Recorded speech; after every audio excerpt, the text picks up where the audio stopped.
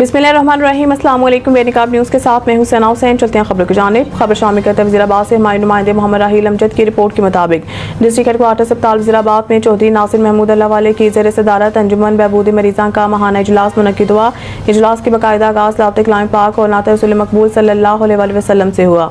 इजलास में मारूफ समाजी शख्सियात, तंजीमी अहदेदारों, इफ्तिखार हुसैन सदीकी, मोहम्मद असलम जाताला, सरप्रस्त आला Wazirabad press club Mahmood Ahmad Khan Lodhi, Wazirabad press club senior नायब सदर Tahir Javed Mittu, joint secretary Wazirabad press club Adnan Bhatt, MS doctor Naeemullah Guman, Mir Majid Salar, Mir Ayaz Amir, Hasnul Binna, Nematullah Zafar, Muhammad Imran Aslam, Muhammad Younis Jamal, doctor Syed Raza Sultan, Asif Khan, Tahir Rafiq Manhas, Mian Ejaz Hussain, Khwaja Khalid Hussain, Ali Gaffar दीगर ने शिरकत की।